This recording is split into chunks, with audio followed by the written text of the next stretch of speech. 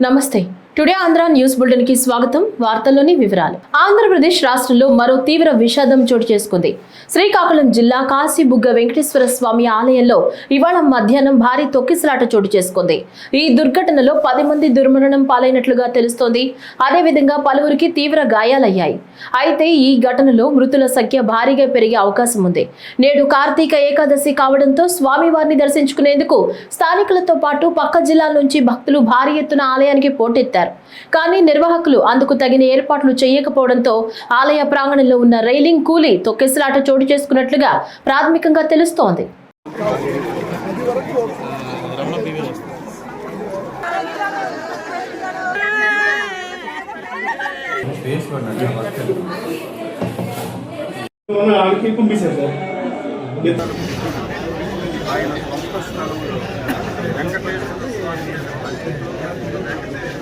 ఆలయాన్ని నిర్మించి ప్రారంభించి కరెక్ట్గా 4 మాసాలు ఇక్కడ ఆలయం నిర్మించినట్టుగా ఈ టౌన్లో ఉన్నటువంటి చాలా అయితే వెంకటేశ్వర ఈ 4 మాసాల్లో వచ్చినటువంటి దీని మీద పెద్ద ప్రచారం లేకుండా ఒకరికొకరు మాట్లాడుకోవాలి. ఈ ఆలయం బాగుంది, ఇది చిన్నపిల్లలు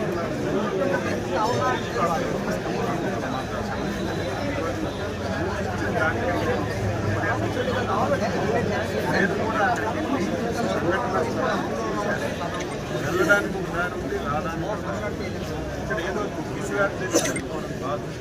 వెళ్ళే దాంట్లో ఒక రైలింగ్ వచ్చేవాళ్ళు ఆలయంలో 2 ఫ్లోర్లు,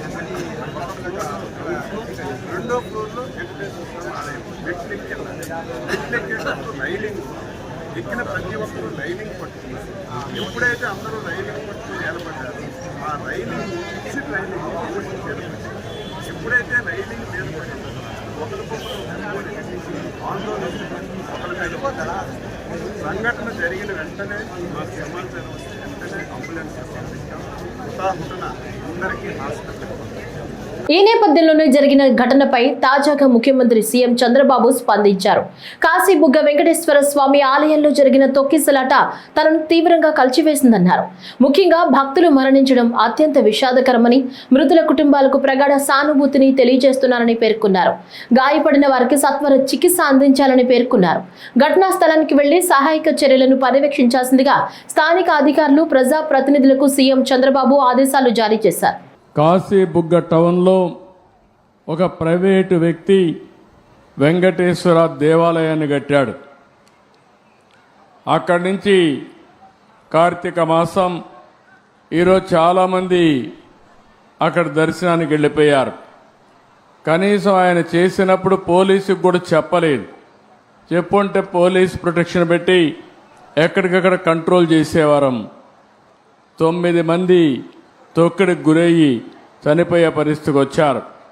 5 మందికి ఇంజరీస్ కూడా అయినాయి. ఇది చాలా బాధాకరం. నేను ప్రతి ఒక్క ప్రాణాన్ని కాపాడుకోవాలని అనేక ప్రయత్నాలు చేస్తూ ఉంటే కొంతమంది ప్రైవేటు వ్యక్తులు ఇలాంటి కార్యక్రమాలు చేయడం చాలా బాధాకరం. దీన్ని నేను చాలా తీవ్రంగా ఖండిస్తున్నా. రాష్ట్రంలో అందరికి కూడా విజ్ఞప్తి చేస్తున్నా, మన ప్రాణం చాలా ముఖ్యం. ప్రాణాలు కాపాడుకోవాలంటే మనం కూడా ఒక బాధ్యతగా ఉంటే తప్ప ఓసారి వెళ్ళిపోవడం, ఎక్కువ మనుషులందరూ సమీకరణ కావడం, అక్కడ స్టాంపేడ్ జరగడం, ఇలాంటి దుర్ఘటనలు జరిగేదానికి దోహదం చేసే పరిస్థితి వస్తూ ఉంది. ఏదేమైనా మనం గుర్తుపెట్టుకోవాల్సింది, అమాయకులు చనిపోయారు. నేను చాలా బాధపడుతున్నా. అందుకని ఈ దుర్ఘటన పట్ల చాలా సీరియస్గా తీసుకుంటూ ఎవరైతే దానికి కారకులో వాళ్ళందరినీ కూడా ఇమ్మీడియట్గా కస్టడీలో తీసుకుని పూర్తి విచారణ చేసి తర్వాత ఏం చేయాలో తదుపరి చర్యలు చేపడతాం. ఇలాంటి సంఘటనలు ఈ రాష్ట్రంలో జరగడానికి వీలు లేదు. అందుకే ఒక పక్క దాన్ని చేస్తూనే అమాయకులు చనిపోయారు, 9 మంది ప్రాణాలు కోల్పోయారు. ఆ 9 మంది ప్రాణాలు కోల్పోయిందని నేను చాలా బాధపడుతున్నా. ఏ ఒక్క వ్యక్తి చనిపోకూడదనేది నా భావన. ప్రాణం విలువైనది. అలాంటి ప్రాణాలు పోగొట్టుకున్నప్పుడు మనం కూడా బాధ్యతనే ఇది చేయాల్సిన అవసరం ఉంటుంది.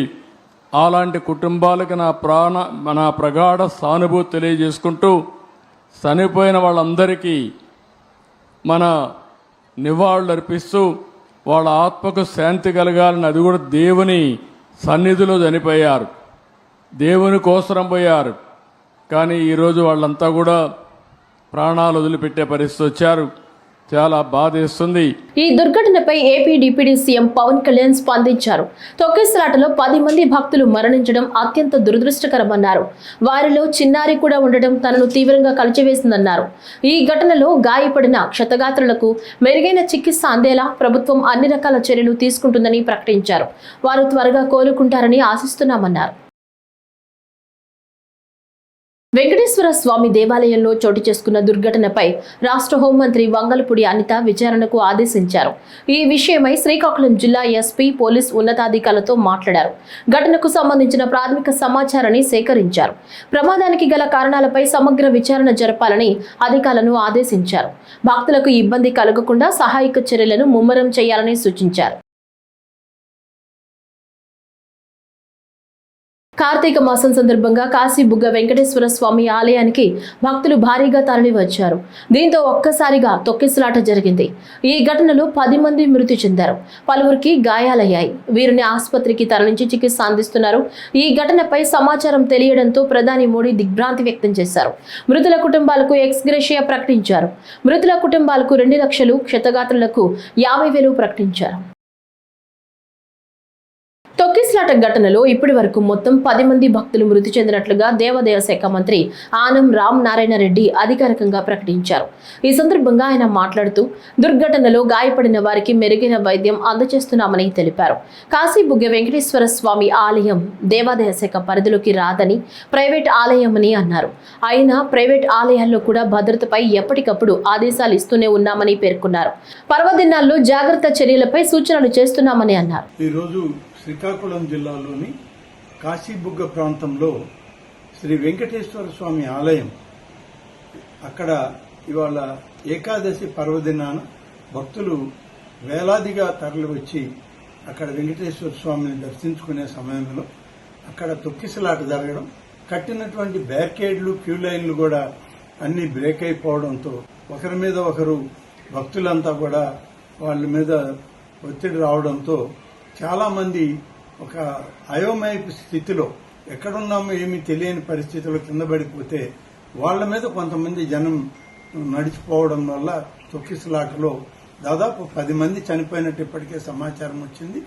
మేము అన్ని వివరాలు కూడా ఇప్పటికే మా వ్యవసాయ శాఖ మంత్రి సోదరులు అచ్చెన్నాయుడు గారు, సోదరి శాసనసభ్యురాలు గౌతు శిరీష గారు అక్కడికే వెంటనే వెళ్లడం జరిగింది. అన్ని కూడా పరిశీలిస్తా ఉన్నారు. జిల్లా కలెక్టర్ గారు, దేవాదాయ శాఖ అధికారులందరూ కూడా అక్కడే పరిశీలించి వివరాలన్నీ కూడా సేకరిస్తా ఉన్నారు. మొత్తం మీద ఇప్పటికి అందిన సమాచారంలో అయితే 10 మంది చనిపోయారని చెప్పి ఇప్పటికే సమాచారం వచ్చింది. గౌరవ ముఖ్యమంత్రి గారు కూడా వీటి మీద స్పందించి ఆదేశాలు ఇవ్వడం జరిగింది. మొత్తం మీద ఈ ఆలయం అనేటువంటిది ఇది ప్రభుత్వ ఆధీనంలో ఉన్నటువంటి ఆలయం కాదు. ఒక ప్రైవేటు వ్యక్తి తన సొంత నిధులతో నిర్మాణం చేసిన ఆలయం. దీని వివరాలు కూడా సరిగా ప్రభుత్వం దగ్గర లేవు. దేవాదాయ శాఖ కానీ ఇతర జిల్లా అధికారులకు కూడా ఆ నిర్మాణం చేసిన వ్యక్తి ఈ ఆలయ వివరాలు ఇవ్వకుండా ఇవాళ ఏకాదశి పర్వదినాన దాన్ని ప్రారంభించుకుని ఎక్కువ మంది భక్తులు రావడం జరిగింది.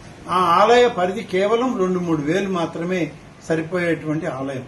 కానీ ఈరోజు ఈ ఏకాదశి కారణం కార్తీక మాసం వల్ల దాదాపు 25,000 మంది పైన జనాభా వచ్చారని, అందులో సరైన క్యూ లైన్ లేకపోవడంలో తొక్కిసలాట జరిగిందని ఇప్పటి వరకు మాకు అందుతున్న సమాచారం.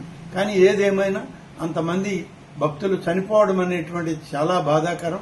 వారి కుటుంబ సభ్యులకి రాష్ట్ర ప్రభుత్వం తరఫున, దేవాదాయ శాఖ తరఫున వారికి ప్రగాఢమైన సానుభూతిని తెలియజేస్తూ ఇప్పటికే క్షతగాత్రులైన వాళ్ళందరినీ కూడా అన్ని ఆసుపత్రులకు తీసుకెళ్లి వాళ్ళకి కావలసినటువంటి మెరుగైన వైద్యం అందించాలని, మరి ఎటువంటి ఎక్కువ మంది ఇంకా దానిలో ఇబ్బంది పడకూడదని చెప్పి అధికారులకు ఇప్పటికే ఆదేశాలు ఇచ్చాం.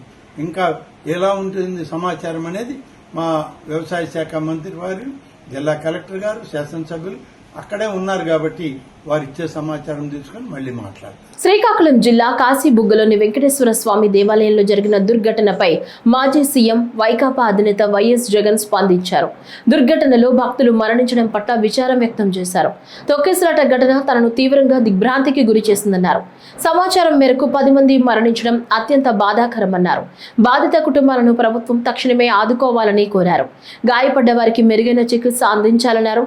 సహాయ కార్యక్రమాల్లో పాలు పంచుకోవాలని పార్టీ శ్రేణులకు పిలుపునిచ్చారు. కాశీబుగ్గలోని వెంకటేశ్వర స్వామి ఆలయంలో జరిగిన తొక్కిసలాట ఘటనపై మంత్రి నారా లోకేష్ తీవ్ర దిగ్భ్రాంతి వ్యక్తం చేశారు. మృతి చెందిన వారి కుటుంబాలకు ప్రగాఢ సానుభూతి తెలిపారు. ప్రమాదం నేపథ్యంలో కాశీబుగ్గకు మంత్రి నారా లోకేష్ వెళ్లనున్నారు. అక్కడి పరిస్థితిని సమీక్షించనున్నారు. మరోవైపు కాశీబుగ్గ వెంకటేశ్వర స్వామి ఆలయంలో తొక్కిసలాట ఘటన నేపథ్యంలో ఘటనా స్థలికి కేంద్ర మంత్రి రామ్మోహన్ నాయుడు హుటాహుటిన బయలుదేరారు. ఆయన మధ్యప్రదేశ్లోని భోపాల్లో పర్యటిస్తుండగా ఈ వార్త తెలిసింది. వెంటనే తన పర్యటన రద్దు చేసుకుని శ్రీకాకుళం పయనమయ్యారు. మోంతా తుఫాను రక్షణ చర్యల్లో అత్యుత్తమంగా పనిచేసిన మంత్రులు, ప్రజాప్రతినిధులు, అధికార యంత్రాంగాన్ని సీఎం చంద్రబాబు అభినందించారు. ఉండవల్లిలోని సీఎం క్యాంపు కార్యాలయంలో సన్మాన కార్యక్రమాన్ని నిర్వహించారు. మోంతా తుఫాను నేపథ్యంలో నిడదవోలు నియోజకవర్గంలో అత్యుత్తమంగా పనిచేసినందుకు మంత్రి కందుల దుర్గేష్ ను సీఎం చంద్రబాబు నాయుడు ఘనంగా సన్మానించారు. తుఫాను సమయంలో ప్రదర్శించిన అంకిత భావం, నాయకత్వం, ప్రజలను సంసిద్ధులను చేయడం, సహాయక చర్యల్లో అవిశ్రాంత కృషికి గుర్తింపుగా సైక్లోన్ మోంతా ఫైటర్ గా గౌరవిస్తూ మెమంటోతో పాటు సన్మాన పత్రం అందించారు. ఇలాంటి విపత్కర సమయంలో పౌరుల భద్రత, శ్రేయస్సును దృష్టిలో ఉంచుకుని నిబద్ధతతో ప్రజాసేవ, అత్యున్నత ప్రమాణాలకు నిదర్శనంగా నిలిచిన మంత్రుల సేవలను సీఎం చంద్రబాబు నాయుడు కొనియాడుతూ హృదయపూర్వకంగా ప్రశంసించారు. దాంతో నార్మల్సీ వచ్చింది, పర్ఫెక్షన్ వచ్చింది. ఈసారి ఆర్టీజీఎస్లో ఒక చిన్న ప్రయోగం నాకు అనిపిస్తే యంగ్స్టర్స్లో ఎవరు బ్రైట్గా ఉన్నారో చూశాను. వీళ్ళ రికార్డ్స్ అన్నీ, ఆ రికార్డ్స్ చూస్తే నాకు చాలామంది ఉన్నారు. దాంట్లో ఒక 6-7 మందిని పికప్ చేసుకున్నాం. ఆ 6-7 మంది ఈరోజు పెద్ద అసెట్గా తయారయ్యే పరిస్థితి వచ్చారు. ఎందుకంటే యంగ్ బ్రెయిన్స్, ఐఐటి, ఐఐఎం, ఇప్పుడు పోలీసుల్లో ఐపీఎస్, ఐఏఎస్, కొంతమంది ఢిల్లీ యూనివర్సిటీలో ఎకనామిక్స్ చేశారు ఒకరు. ఇవన్నీ కూడా తీసుకొని భాస్కర్ గారికి కొంత ఇది చేస్తే వండర్ఫుల్ ఎక్సర్సైజ్ చేశాడు. మామూలు ఎక్సర్సైజ్ బాగా చేశాడు. సిఎస్ గారు కోఆర్డినేట్ చేశారు. ఫస్ట్ టైం ప్రివెంటివ్ మెజర్ కింద తీసుకున్నప్పుడు మీరు చూస్తే ఎంత బాగా చేశారంటే ఒక టీం కింద లాస్ట్ మైల్లో ఉండే సెక్రటరియట్లో ఉండే వ్యక్తుల్ని కదిలించి రియల్ టైంలో ఫిజికల్గా వాళ్ళు వెళ్ళారు. టెక్నాలజీ సపోర్ట్ ఇచ్చాం. ఇది వండర్ఫుల్ ఎక్స్పీరియన్స్. ఈరోజు ఇక్కడ మీరు చూస్తే ఒక 5-point ఫార్ములాతో ఈ తుఫాన్ని ఎదుర్కోవడానికి ముందుకు పోయాం. 0 డెత్స్ ఉండాలని చెప్పి కోరుకున్నాం. ఎక్కడ ఎవరు చనిపోకూడదు. అదే సమయంలో ఆస్తి నష్టం, ప్రాణ నష్టాన్ని పూర్తిగా కాపాడాలని ముందుకు పోయాం. ఎప్పుడైతే ఇది పెట్టుకొని పోయామో ఒక 5 పాయింట్స్లో మీరు చూస్తే monitoring, alert mechanism, rescue operations, rehabilitation, normalcy, ఈ 5 ప్రిన్సిపల్స్ పెట్టుకొని వెళ్ళాం. తుఫాన్ని వచ్చినప్పటి నుంచి ట్రాకింగ్ మొదలుపెట్టాం. ఐఎండి మిగిలినటన్నీ ట్రాక్ చేసాం. చేసిన తర్వాత ఉండే ఎక్యురసీలో ఇంకా పర్ఫెక్షన్ రావాలి. దానికోసం ప్రయత్నం చేస్తున్నాం. ఉండే ఎక్యురసీతో ఎక్కడికక్కడ రియల్ టైం మనం డెవలప్ చేసిన అవేర్.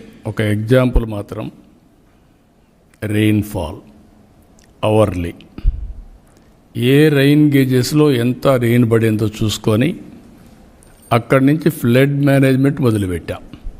వానలొచ్చినా వరదలొచ్చినా పేదలకు 1వ తేదీనే పింఛన్లు అందిస్తున్నామని రాష్ట్ర సాంఘిక సంక్షేమ శాఖ మంత్రి డాక్టర్ డోల బాల వీరాంజనేయ స్వామి అన్నారు. పేదల సేవలో ప్రభుత్వం కార్యక్రమంలో భాగంగా టంగుటూరు మండలం తూర్పు నాయుడుపాలెం గ్రామంలో ఆయన ఎన్టీఆర్ భరోసా పింఛన్లను పేదలకు పంపిణీ చేశారు. ఈ సందర్భంగా మాట్లాడుతూ రాష్ట్రం ఆర్థిక ఇబ్బందులు ఉన్నప్పటికీ ఏడాదికి 32,500 కోట్ల రూపాయలను పేదల పింఛన్ల కోసం అందిస్తున్నామన్నారు. రాష్ట్ర వ్యాప్తంగా 2,728 కోట్ల రూపాయలను పింఛన్ల కింద పేదలకు ఇస్తున్నామన్నారు. తుఫాను ప్రభావంతో కురిసిన వర్షాలకు జిల్లాలో పత్తి, జొన్న, మొక్కజొన్న పంటలకు బాగా నష్టం జరిగిందన్నారు. నష్టపోయిన రైతులను ఆదుకుంటామన్నారు. 32,000 కోట్లు 32,500 కోట్లు సంవత్సరానికి పెన్షన్గా మన ప్రభుత్వం పంచుతాం. ఇవాళ ఒక్కరోజు చూసుకుంటే 2,728 కోట్లని ఈరోజు రాష్ట్రం మొత్తమే పంపిణీ చేస్తూ ఉన్నారు. మన గ్రామంలో అయితే 13,65,000 మంది 65,000 రూపాయలు ఈ పెంపడే రూపంలో పెన్షన్ రూపంలో పంపిణీ చేస్తూ ఉన్నాం. వర్షం వచ్చినా కానీ వరదలు ఈరోజు వర్షం జరుగుతున్నా కానీ ఈరోజు కూడా పంపిణీ చేయడం ముఖ్యమంత్రి రావచ్చు. దానికి అనుగుణంగానే ఈరోజు నిర్ణయం చేసిన తర్వాత 10 గంటలకి వాళ్ళ ముఖ్యమంత్రి గారు ఇంటి దగ్గర మీటింగ్ పెట్టారు. మీ ప్రాంతాల్లో వర్షాలు వచ్చి రైతులు ఎంత నష్టపోయారు, ఏమి ఇబ్బంది అయింది దాని మీద మీటింగ్కి వెళ్ళాలి. కాబట్టి ఉదయాన్నే ఈ కార్యక్రమం కూడా మన గ్రామంలో పెట్టుకోవడం జరిగింది. దీనిలో కూడా చూసుకుంటే ఒకసారి జిల్లా మొత్తంలో చూస్తే పత్తి రైతులు బాగా ఇబ్బంది పడ్డారు. ఆ తర్వాత సజ్జ రైతులు మన ప్రాంతంలో చిన్నప్పుడు ఉండే ఇప్పుడు సజ్జ లేదు. సజ్జ కూడా ఎక్కడ క్వింటాకి 2,700 రేటు ఉంది. అది ఈరోజు బాగా వచ్చే పొలాల్లోనే కంకులు మొలకెత్తే పరిస్థితి వచ్చాయి. జొన్న కూడా అదే పరిస్థితిలో ఉంది. జొన్న కూడా అదే రేటు ఉంది, 2,500 క్వింటాకి.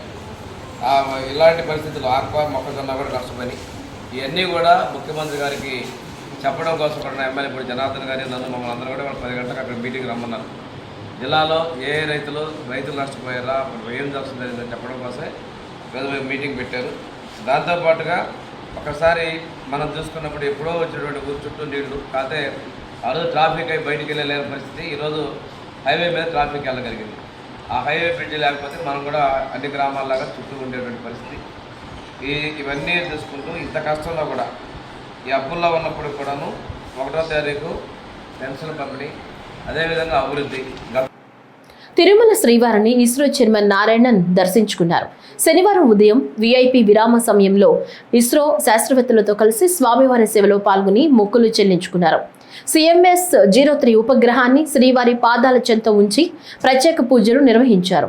దర్శనం అనంతరం ఆలయ రంగనాయకుల మండపంలో ఇస్రో చైర్మన్ నారాయణకు రాకెట్ నమూనాకు ఇస్రో శాస్త్రవేత్తలకు వేద పండితులు వేదాశీర్వచనం అందించారు. ఆలయ అధికారులు ఇస్రో చైర్మన్ ను పట్టు వస్త్రంతో సత్కరించి శ్రీవారి తీర్థ ప్రసాదాలు అందజేశారు. ఆలయం వెలుపల ఇస్రో చైర్మన్ నారాయణన్ మీడియాతో మాట్లాడుతూ ఆదివారం CMS-03 ఉపగ్రహ ప్రయోగానికి ఇస్రో అన్ని ఏర్పాట్లు పూర్తి చేసిందని తెలిపారు. అత్యంత బరువైన బాహుబలి రాకెట్ కమ్యూనికేషన్ శాటిలైట్ గా భారత నౌకాదళం కోసం ప్రత్యేకంగా రూపకల్పన చేశామని తెలిపారు. శ్రీహరికోట నుంచి LVM-3 రాకెట్ ద్వారా నింగిలోకి దూసుకెళ్లనుందని ఇస్రో చైర్మన్ తెలిపారు. November 2025, we have targeted the launch of LVM-3 M5 CMS-03 mission. The CMS-03 is a communication satellite which will be placed in the orbit by the LVM-3 M5 launch vehicle. This satellite is the heaviest satellite, 4,410 kg, ever lifted by Mark 3 vehicle for placing in the geotransfer orbit. And this is going to be a very, very important satellite, highly useful for the communication purpose. And right now, the entire activities are going on in Sriharikota. The total vehicle, satellite, everything is ready for the launch.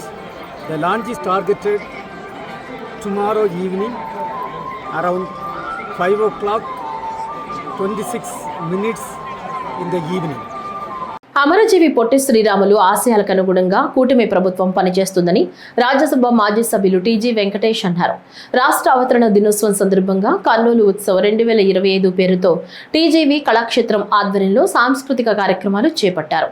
ఈ కార్యక్రమంలో భాగంగా collector కార్యాలయం వద్ద గాంధీ విగ్రహానికి మాజీ MP TG Venkatesh, రాష్ట్ర నాటక academy chairman గుమ్మడి గోపాలకృష్ణ, తెలంగాణ రాష్ట్ర మాజీ డీజీపీ కొత్తకోట శ్రీనివాస్ రెడ్డి కళాకారులు పూలమాలలు వేసి ర్యాలీ చేశారు. కర్నూలు ఉత్సవ్ కార్యక్రమం ఈ నెల 7వ తేదీ వరకు కొనసాగనుంది. ఈ సందర్భంగా టీజీ వెంకటేష్ మాట్లాడుతూ పొట్టి శ్రీరాములు కృషి వల్లే భాషా ప్రయుక్త రాష్ట్రాలు ఏర్పాటయ్యాయన్నారు.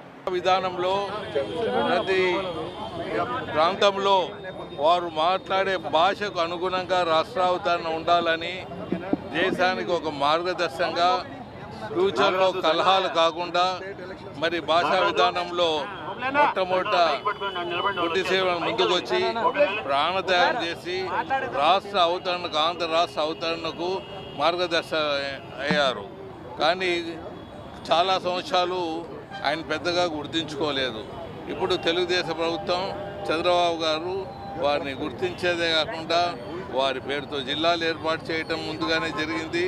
అలాగే పొట్టి శ్రీరాములు పెద్ద విగ్రహాన్ని అక్కడ ఏర్పాటు చేస్తున్నారు.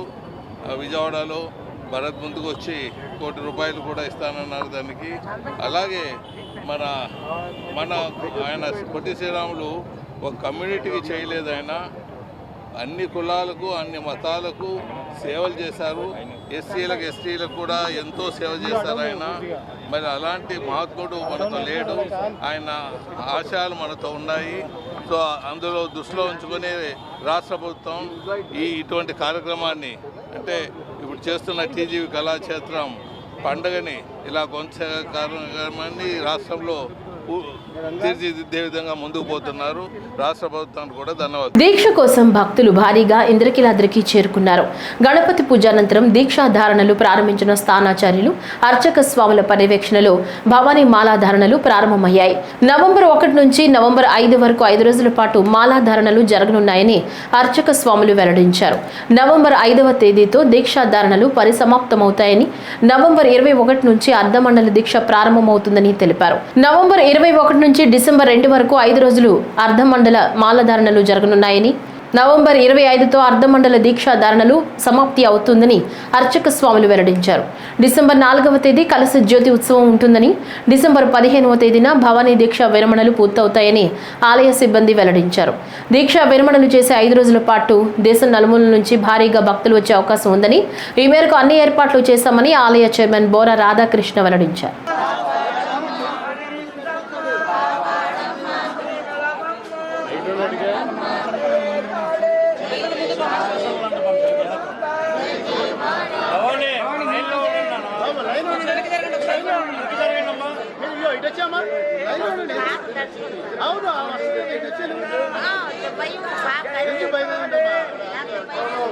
రాష్ట్రంలో కూటమి ప్రభుత్వంతోనే అభివృద్ధి, సంక్షేమం సాధ్యమని శ్రీకాకుళం ఎమ్మెల్యే గొండు శంకర్ అన్నారు. శ్రీకాకుళం రూరల్ మండలంలోని పీజీపేట గ్రామాల్లో శనివారం జిల్లా కలెక్టర్ స్వప్నిల్ దినకర్ పుణ్కర్తో కలిసి పింఛన్ పంపిణీ చేశారు. ఈ సందర్భంగా మాట్లాడుతూ కూటమి ప్రభుత్వ పాలనలో ప్రజలు సుఖ సంతోషాలతో జీవిస్తున్నారని పేర్కొన్నారు. గతంలో పింఛన్ కోసం వృద్ధులు, వికలాంగులు, వితంతువులు అనేక ఇబ్బందులు పడేవారని, వారి జీవితాల్లో సంతోషాన్ని నింపింది ముఖ్యమంత్రి చంద్రబాబు నాయుడు అని పేర్కొన్నారు. పింఛన్ పెంపుతో వృద్ధులకు, దివ్యాంగులకు, వితంతువులకు ఆసరా కలిగిందని ఆయన వివరించారు.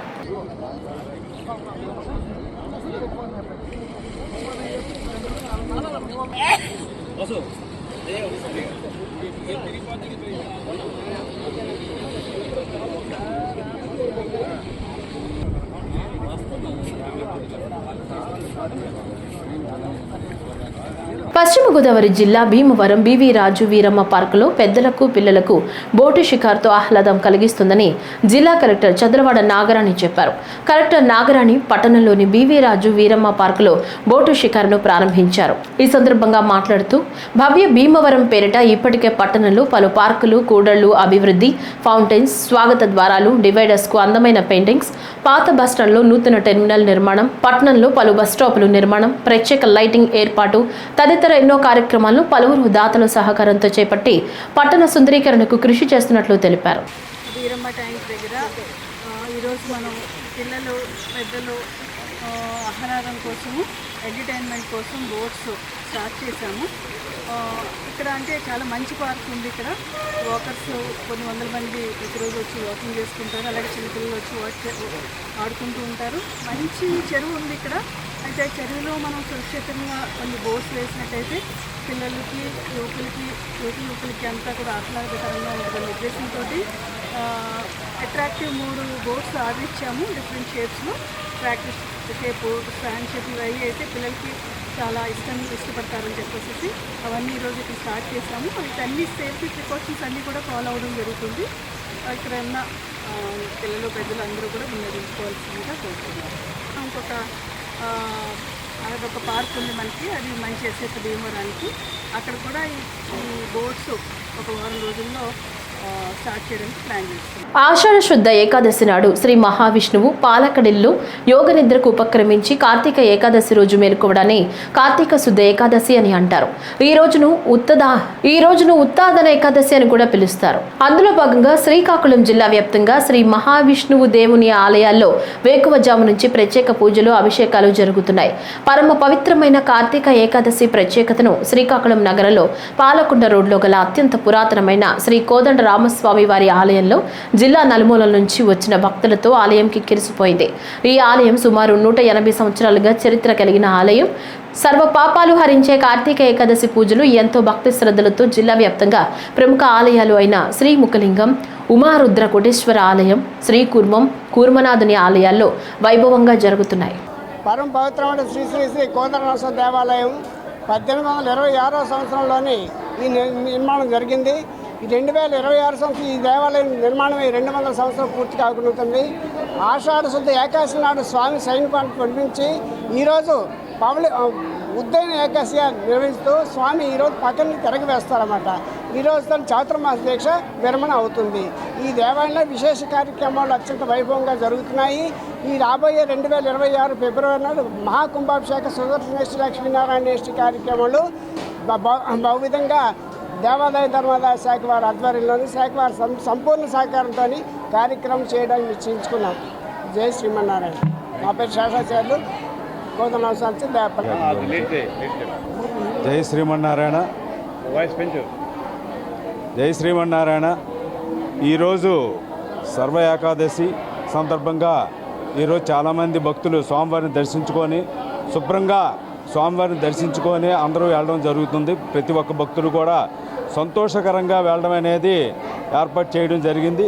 అదేవిధంగా అందరు భక్తులు కూడా సంతోషంగా స్వామివారిని నమస్కారం చేసుకొని స్వామివారికి చెప్పుకొని అందరూ వెళ్ళడం జరుగుతుంది. అదేవిధంగా వచ్చే సంవత్సరం మహాకుంభాభిషేకం కార్యక్రమం మేము చేయడం ప్రారంభించాము. ప్రతి ఒక్క భక్తుడు కూడా ఆ కుంభాభిషేకంలో ప్రతి ఒక్కరు కూడా పాల్గొని ఆ కార్యక్రమాన్ని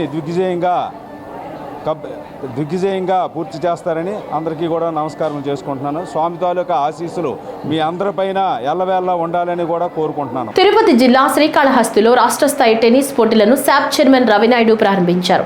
3 రోజుల పాటు నిర్వహించే పోటీల్లో జాతీయ జట్టుకు క్రీడాకారులను ఎంపిక చేస్తున్నట్లు శాప్ చైర్మన్ తెలిపారు. గ్రామీణ ప్రాంత క్రీడాకారులను ప్రోత్సహించడమే లక్ష్యంగా కూటమి ప్రభుత్వం పనిచేస్తోందన్నారు. క్రికెట్ అంటే ఒకప్పుడు పురుషులదే అనే పరిస్థితి ఉండేది. ఈరోజు పురుషులతో సమానంగా మహిళలకు కూడా క్రికెట్లో బ్రహ్మాండంగా రాణిస్తున్నారు. ఈరోజు ముఖ్యంగా మన భారత క్రీడామణులు ఈ దేశ ఖ్యాతిని పెంపొందిస్తున్నారు. దానిలో భాగంగానే ఈరోజు మొన్న సెమీఫైనల్ ఏదైతే ఉందో దాంట్లో ఆస్ట్రేలియాపై కంగారులపై మన ఇండియన్స్ క్రీడామణులు బ్రహ్మాండంగా రాణించారు. మనం గెలుస్తామా అనే పరిస్థితి నుంచి మేము గెలిచి తిరుగుతాం, మగవారికి సమానంగా మేము కూడా అన్నిట్లో రాణిస్తామని చెప్పి వాళ్ళు ప్రూవ్ చేసుకోవడం జరిగింది. రేపు ఫైనల్ మ్యాచ్ ఉంది. ఫైనల్ మ్యాచ్లో కూడా మన క్రికెటర్స్ బాగా రాణించాలని, ఫైనల్ మ్యాచ్లో ఖచ్చితంగా విన్ అవుతారని మన క్రీడాభిమానులకు ఎవరైతే ఇండియన్ క్రికెటర్స్కి టీంకి ఇండియన్ క్రికెట్ మహిళా టీంకి ఆంధ్రప్రదేశ్ స్పోర్ట్స్ అథారిటీ తరఫున ఆల్ ద బెస్ట్ తెలియజేసుకుంటూ ఖచ్చితంగా ఈ దేశ ఖ్యాతిని దశ దిశలా వ్యాపింపజేస్తారని మీ అందరి మనందరి అభిమానం క్రికెటర్స్ చూరుకొంటారు. వేయి కళ్ళతో వేచి చూస్తున్నాం. అటు మీడియా మోంతా తుఫాను ప్రభావిత ప్రాంతాలైన ప్రత్తిపాడు నియోజకవర్గంలోని కాకుమాను మండలంలో గల రేటూరు అప్పాపురం గ్రామంలో నీట మునిగిన పంటలు మరియు నల్లమడ డ్రైన్ ప్రాంతాలలో స్థానిక ఎమ్మెల్యే బి రామాంజనేయులతో కలిసి మంత్రి పెమ్మసాని చంద్రశేఖర్ పరిశీలించారు. ప్రభుత్వం ఆదుకుంటుందని వివరించారు. బాపట్ల అదేవిధంగా కొంత గుంటూరు ప్రాంతంలో నుంచి వచ్చే వాటర్ అంతా కూడా ఈ డ్రైన్ అనేది ఆ రోజుల్లో బ్రిటిష్ కాలంలో కట్టినటువంటి డ్రైన్. ఇది లెంత్ విడ్త్ తీసుకుంటే దీని సామర్థ్యం 22,000 క్యూసెక్కులు మాత్రమే ఇది హోల్డ్ చేయగలదు. అయితే నిన్నటి పడినటువంటి వర్షాల్లో దాదాపు 42,000 అంటే మోర్ దాన్ డబల్ వరకు వాటర్ రావటం, ఈ వాటర్ అంతా ఓవర్ఫ్లో అయ్యి పొలాలు మునిగిపోవడం అనేది జరిగింది. 50 క్యూసెక్కులకి వచ్చే విధంగా కెనాల్ని ఎక్స్టెన్షన్ చేయటం, అవుట్లెట్స్ని ఓపెన్ చేయటం, ఈ రెండు చేస్తేనే లాంగ్ టర్మ్లో దీనికి సొల్యూషన్ వస్తుంది. దీనికి దాదాపు 370-400 కోట్లు ఎస్టిమేట్ అయింది మొత్తం రివైజ్ చేసినప్పుడు. సుమారుగా 450 ఎకరాలు ల్యాండ్ ఎక్విజిషన్ కావాల్సి వస్తుంది ఇదంతా ఎక్స్టెండ్ చేయాలంటే రావాలని. ఎందుకంటే తీసుకొస్తే ప్రతి సంవత్సరం వరదలు వచ్చినప్పుడు మళ్ళీ జరగకుండా శాశ్వత పరిష్కారం జరుగుతుందనేది మా ఆశ. ఎన్టీఆర్ సామాజిక పెన్షన్ పంపిణీ కార్యక్రమంలో భాగంగా కేంద్ర మంత్రి పెమ్మసాని చంద్రశేఖర్ తో జిల్లా కలెక్టర్ ఏ తమీం అన్సారియాతో కలిసి కాకుమాను గ్రామంలో లబ్ధిదారులకు ప్రత్తిపాడు నియోజకవర్గ శాసనసభ్యులు డాక్టర్ బూర్ల రామాంజనేయులు పెన్షన్ పంపిణీ చేశారు. యానాది కుటుంబాలను మంత్రి కొల్లు రవీంద్ర దత్తత తీసుకున్నారు. ఈ సందర్భంగా మాట్లాడుతూ P4 కార్యక్రమంతో పేదల కుటుంబాల్లో వెలుగులు నింపుదామని అన్నారు. నియోజకవర్గంలో ఉన్న ప్రతి ఒక్కరికి అండగా ఉంటారని కొల్లు ఫౌండేషన్ ద్వారా విద్యా ఉపాధికి తోడ్పాటు అందిస్తామని మంత్రి కొల్లు రవీంద్ర అన్నారు. అనంతరం పెద్దపట్నంలో నివాసం ఉంటున్న యానాది కుటుంబాలను ప్రభుత్వం ప్రకటించిన P4 కార్యక్రమం కింద దత్తత తీసుకుంటున్నట్లు ప్రకటించారు. నారా చంద్రబాబు నాయుడు గారు ఈ రాష్ట్రంలో పేదరికం లేనటువంటి సమాజాన్ని నిర్మాణం చేసుకోవాలి, దానికి ప్రతి ఒక్కరు కూడా బాధ్యత తీసుకోవాలి. దానికి ఎవరైతే అట్టడుగు వర్గాలుగా ఉన్నారో వాళ్ళందరినీ కూడా పైకి తీసుకురావడానికి ఒక ప్రణాళికతో ముందుకెళ్లాలని గౌరవ ముఖ్యమంత్రి గారు పిలిపివ్వడం, దానిలో భాగంగా P4 people public private partnership ప్రజలను కూడా దీంట్లో భాగస్వాములు చేయడం కోసం గౌరవ ముఖ్యమంత్రి గారు పిలిపించారు. దానిలో భాగంగానే బందరం మండలం పెదపట్నం గ్రామంలో ఎవరైతే ఎస్టీ సోదరులు ఉన్నారో చాలా అట్టడుగుగా ఉన్నటువంటి వీళ్ళని P4 కింద కొల్లు ఫౌండేషన్ ఈరోజు దత్తత తీసుకుంటున్నాం. వాళ్ళకి కావాల్సినటువంటి అన్నీ కూడా సదుపాయాలను ఏర్పాటు చేయడానికి ఒక ప్రణాళికాబద్ధంగా ఇలాంటి కుటుంబాలని ఇంకా కాన్స్టిట్యున్సీలు ఏమన్నా కూడా చూసుకుని వాళ్ళందరినీ కూడా రాబోయే కాలంలో వాళ్ళ ఉన్నతి కోసం వాళ్ళు విద్యాపరంగా వాళ్ళు కాళ్ళ మీద వాళ్ళు నిలబడే విధంగా వాళ్ళకి చక్కటి మౌలిక వసతులు కల్పించే దానికోసం ఈ ఫౌండేషన్ వర్క్ చేస్తుందని చెప్పి తెలియజేసుకుంటూ అందరూ కూడా ప్రతి ఒక్కరు కూడా ఇలా ఎవరో ఒకరిని దత్తత తీసుకుని వాళ్ళ ఉన్నతి కోసం సహాయపడాలని ఈ సందర్భంగా కోరుతాం. కలలు కనండి, వాటిని సాధించండి అంటూ జిల్లా కలెక్టర్ ఏ తమీం అన్సారియా విద్యార్థులకు హితబోధ చేశారు. బిర్సా ముండా జయంతి సందర్భంగా గుంటూరులో గల గిరిజన సంక్షేమ కళాశాల ప్రాంగణంలో జాతీయ గౌరవ దివస్ జరిగింది. ఈ సందర్భంగా విద్యార్థులతో జిల్లా కలెక్టర్ మమేకమై వారికి స్ఫూర్తిదాయక సూచనలు, సలహాలు అందించారు. చదువు విలువను తెలిపారు. సమాజంలో గౌరవప్రదంగా నైతిక విలువలతో ఏ విధంగా జీవించాలి, అందుకు ఏ విధంగా బాటలు వేసుకోవాలో సూచించారు. ఇందుకు దృఢమైన ఆశయం సాధించాలనే తపన, పట్టుదల, స్థిరమైన నిర్ణయం ఉండాలన్నారు.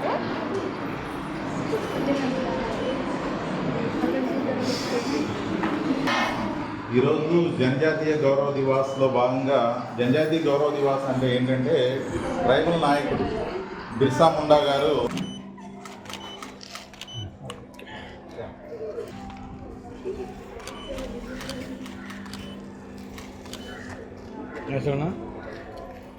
ఈ వార్తలు ఇంతటితో సమాప్తం. నమస్కారం.